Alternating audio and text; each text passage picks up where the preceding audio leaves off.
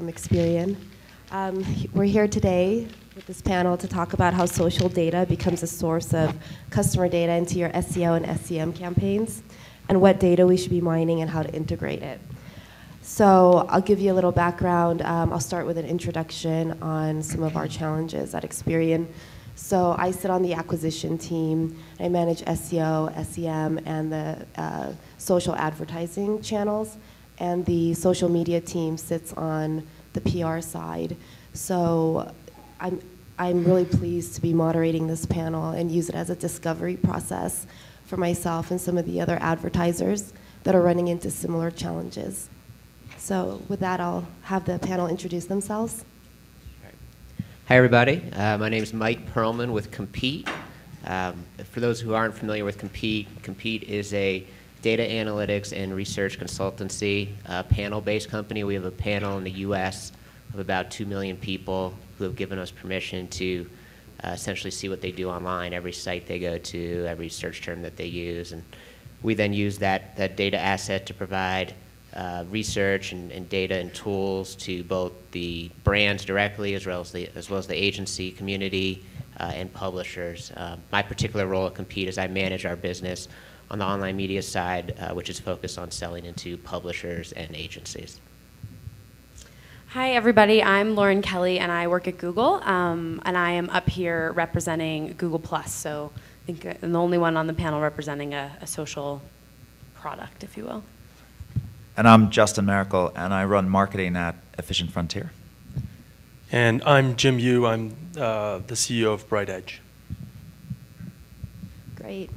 So I'll start with the perception that a lot of advertisers that I've spoken to here at the conference have, that social is an inferior channel to your search campaigns. So wanted to start with finding out what the panel feels about this.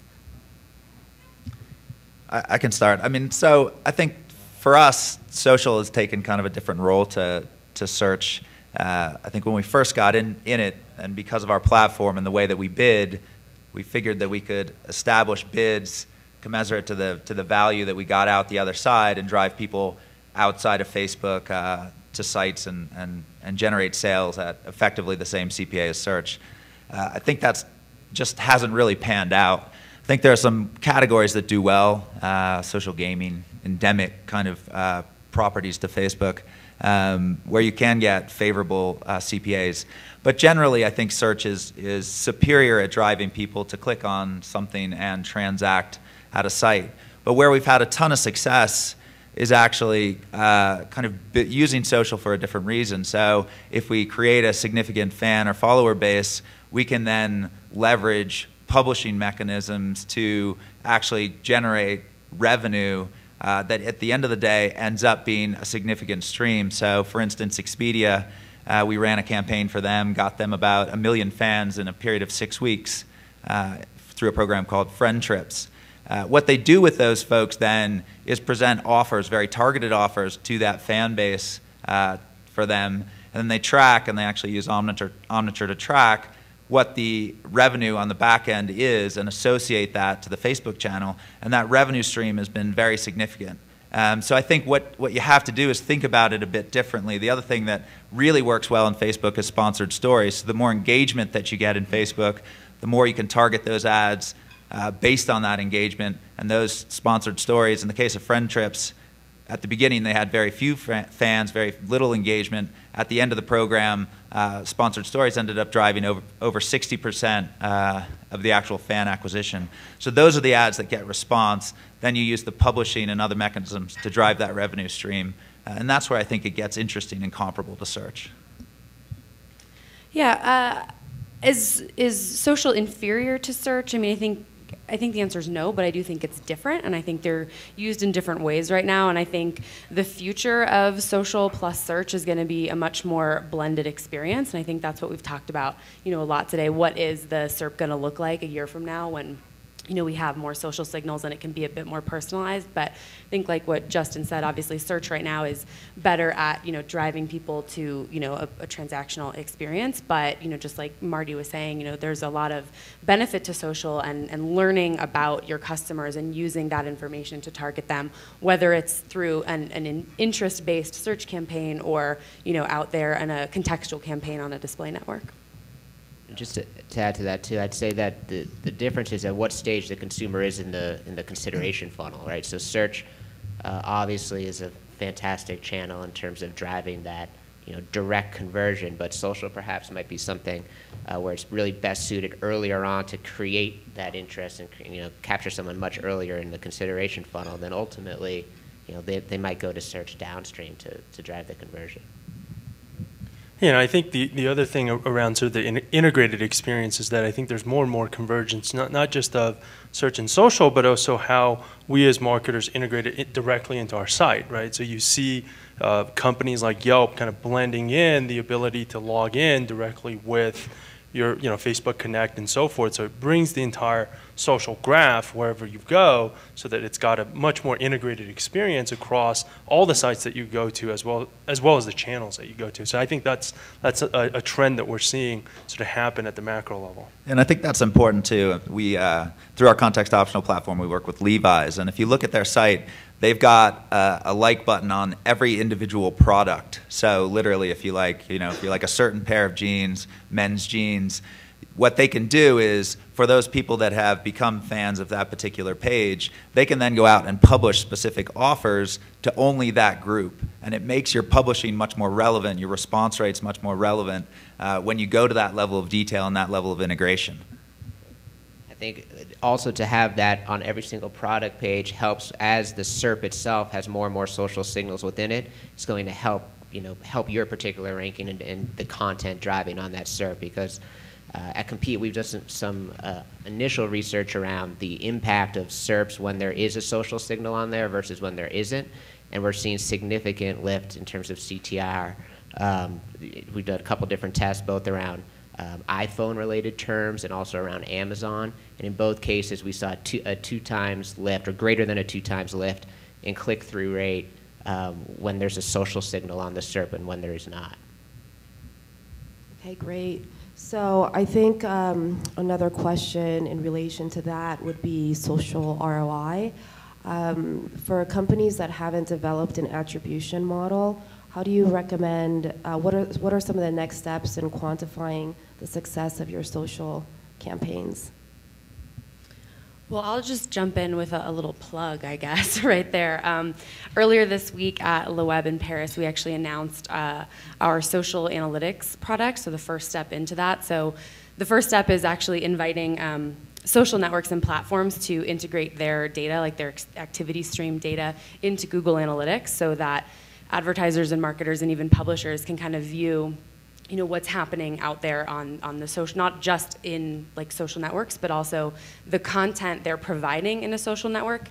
Some of that is being shared or discussed offsite, and to track some of that, so to capture kind of social at a greater view, not just within a particular social network. So I think we're definitely taking a step there. We know it's very important. We've been asked to provide, something like that. Like, how can we measure social? Where does it fit in the greater scheme of the funnel? Is it top, is it bottom, is it both? So, we're definitely trying to go down that road to provide more measurement tools. How about from EF?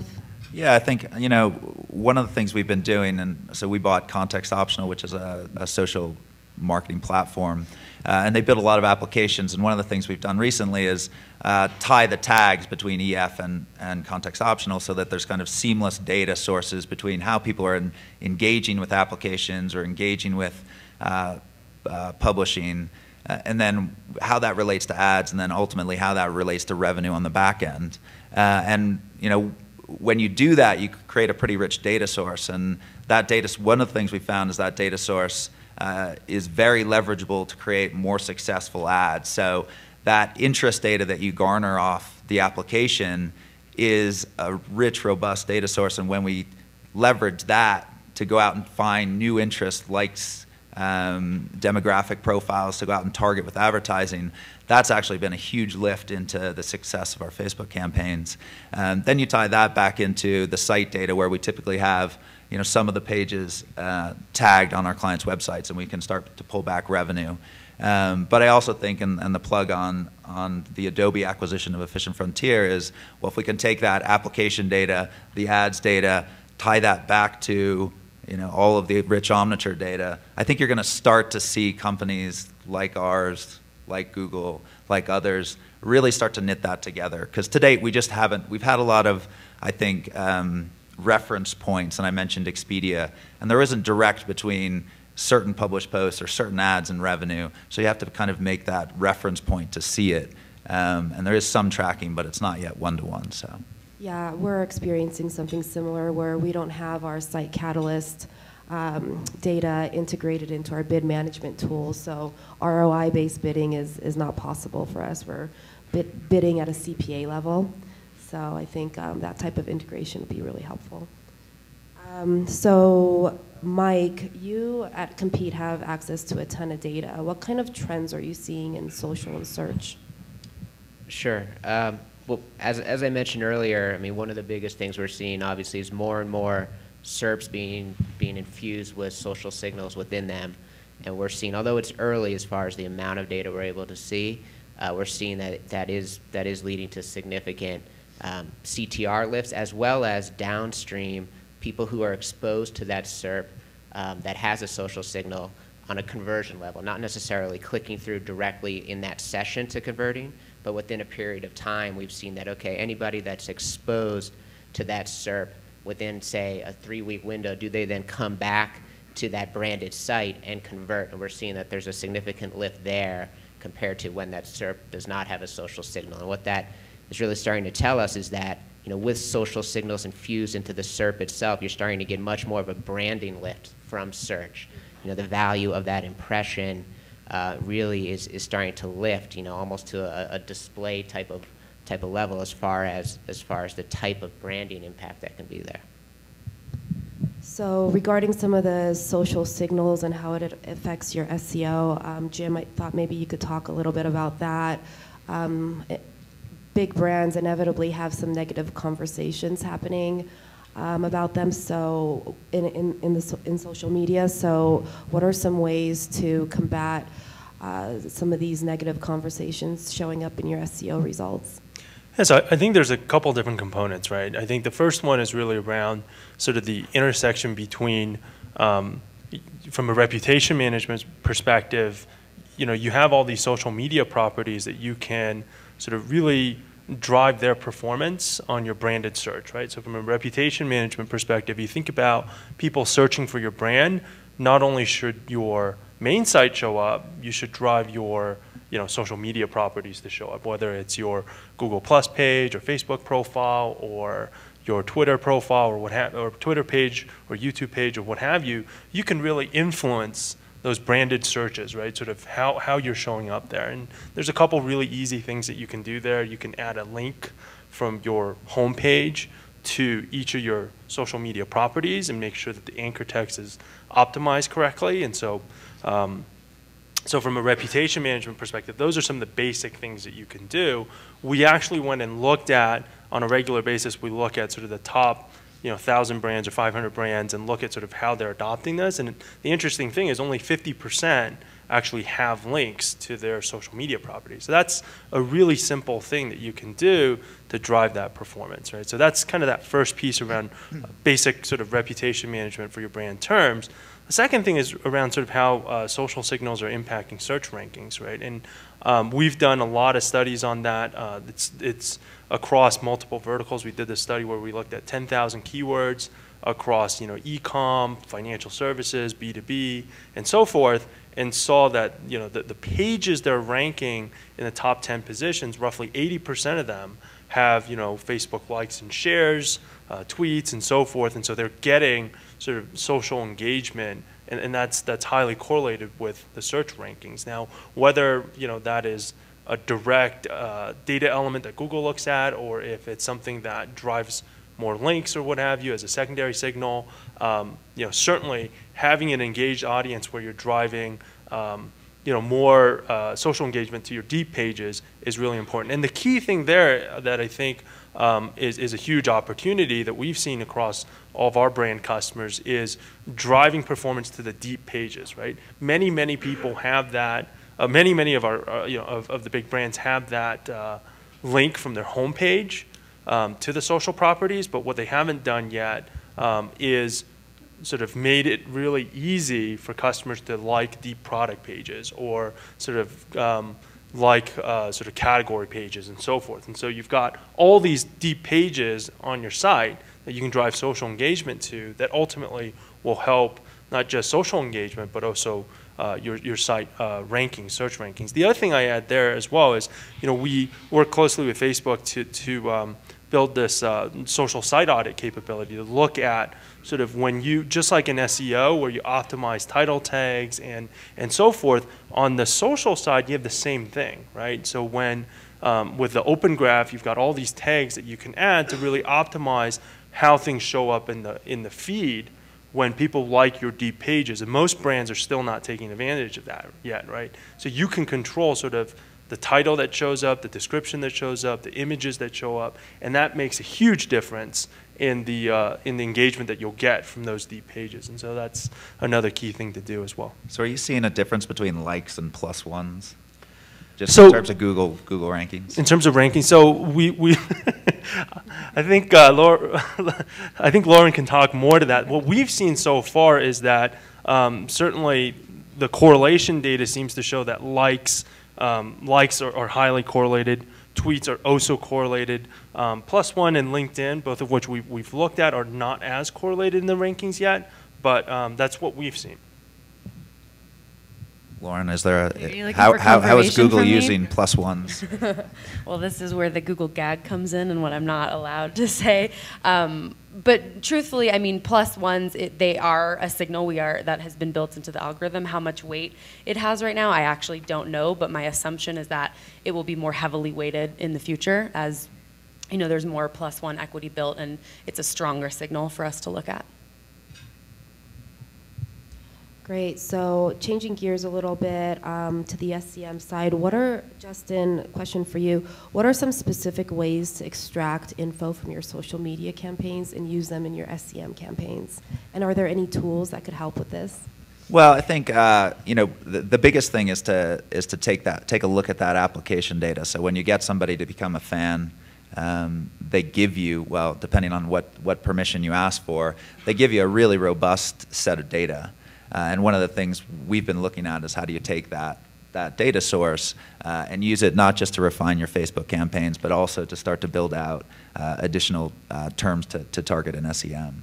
Because, and I think this is a topic that we've talked about, which is that Google's giving you less access to queries in natural search. I think anybody who's logged into Google Plus they're no longer passing that query on a natural click. So you're going to have to find additional sources, and I think that application data that comes out of Facebook is a source to go out and do that. It's not something where we've developed a specific tool set to do that yet. I think it's still early days, but I think that's a real primary way to create that link between social engagement and SEM.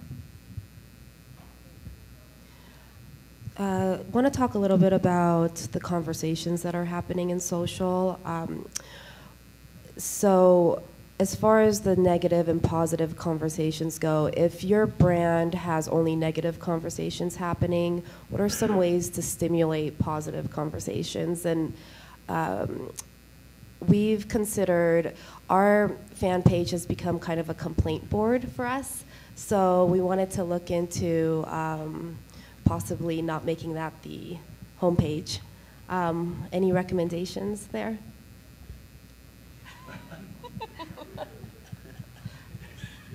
Lauren, would you care to respond to that? Sorry, I was just distracted by David's tweet there. This is much more interesting. Sorry, I blacked out for a minute. Could you refresh what you want me to answer? Well, so the question was how do you turn kind of sentiment around from negative to positive? Right. Sorry. Well, I think that, well, specifically in Google Plus, when brands have, on the brand page, there's the notifications, which gives you in real time, what is being either, said about your brand, who is, adding you, circling you on Google Plus, is somebody plus mentioning you in a post, positive or negative. And the interesting piece with Google Plus is that a brand cannot reach out to a user directly. A brand cannot post into the stream unless that user has circled the brand already. So between +1s and circling a brand, they're very different actions. The +1 is a softer action, just kind of a recommendation, hey, thumbs up to this brand, they're a good one. But actually circling the brand is a very strong signal that the user wants to engage with the brand. Now, if a user has had a negative experience and hasn't circled the brand, but they plus mention a brand and they say, plus brand, your customer service is terrible, I'm never using you again. If you plus mention a brand, that actually allows a brand to comment on that post. You still can't post into the user's regular stream, but you can jump into the conversation there. And I think that's a great opportunity for a brand, either as the brand page, to jump in and comment and say, hey, Jennifer, saw that you had a bad experience. Why don't you circle us and we can have a conversation about it? I'd like to, make this a better experience for you. So I think there's a big opportunity there. And there was a stat that I quoted yesterday in our roundtable that Social Bakers did a study that 95% of posts on a Facebook brand wall go unanswered. So if that, 95% of people aren't getting a response, positive or negative. Sometimes people just even if it's a positive comment, they like to be acknowledged. So I think a lot of people are missing the boat there. Yeah, and I think you have to give them something else to talk about. If you're not doing anything on your page, all they're going to do is come in and complain. But if you start to, and it's a reason to do simple apps like polls or even bigger contests. So Expedia is a good example. So before we did this friend trips contest for them, they had a lot of negative sentiment on the wall. And after that, it gave them a lot more brand advocacy going on the wall, simply because people were engaging with this kind of interesting contest, and that's kind of continued post that. So you have to continue to engage users with something positive that they can talk about, and give people advocates a reason to come there and be advocates for you on that wall page. Because if you just have a page that's flat, that they know they can come and post and be angry in doing so, they will. And I think just from experience, answering, just general support phone calls, sometimes people just want to vent and they just want someone to listen and acknowledge it. So even if someone just acknowledges your bad experience, hey, what can we do to make it better? That might be enough to actually have them, return and try your, service again. Okay, great. That's good advice. We'll continue to answer the negative feedback that we have on that's written in all caps with misspellings. And continue to post valuable content that nobody comments on.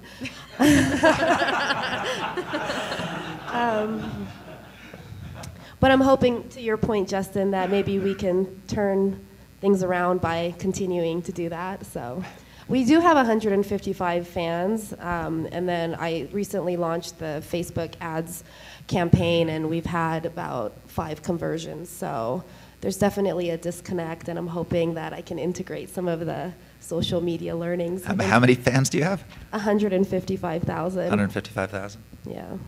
Employees, no. So I want to talk a little bit about trends, Google Trends, for example, and how I read a stat about how 16% of daily Google queries have never been seen before, and there's just a lot of new emerging news and information that's showing up in social media. And from a search perspective, what's the best way to leverage that and really capitalize on that?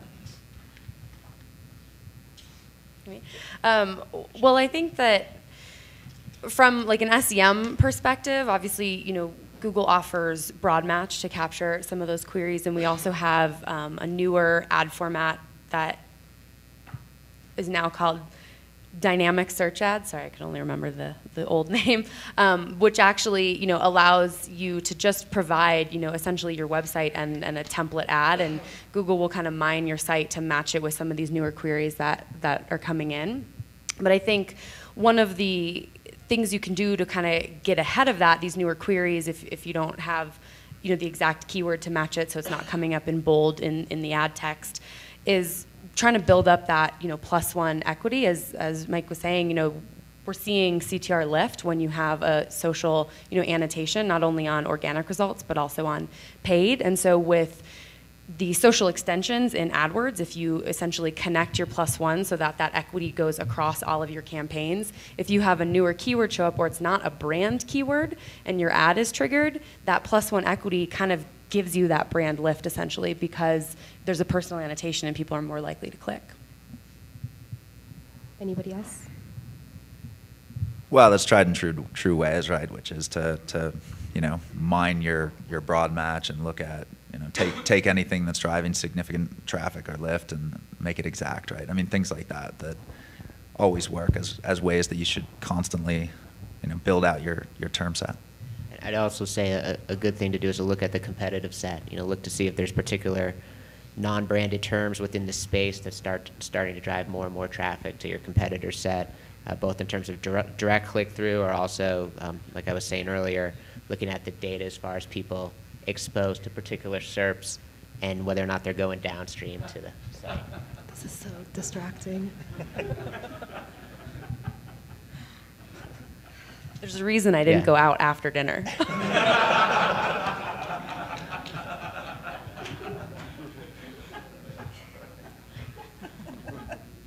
Should we get Lauren a Bloody Mary? I know, seriously. On that note, really quick, so I worry a little bit about adding too many keywords from social media news that don't have a lot of relevancy to what's on my landing page. I worry that that's going to hurt my quality score. Is that something that I should be concerned about, or just put it in a separate campaign that I can kill easily, or what do you recommend? Yeah, I think if you're worried about relevancy and you don't think you'll have a high quality score, I wouldn't want it to hurt other ad groups or other campaigns that you've got. So you may want to separate that out into specific test groups and then refine that list and re-separate it. So, but that's probably your approach generally, right, with your campaigns. So. I think the other thing that's kind of interesting is on trends and relevancy is on the organic side. I think when we start to look at the tweet stream, trend data, especially not just in the head terms, but into the mid and long tail, it's very interesting, right? If you start to marry that against all the different products that you have, all the different types of pages that you have, you can start to really see some really interesting trends in terms of areas where you have content for those topics or keywords and things where it's trending in terms of in the mid and long tail. So we think that we've seen that has some early promise. Great. Well, it's 9:45, and I don't think that we have any time for questions, so everybody can make their flights. So thank you very much, and I personally learned a lot, so thank you. Thank you.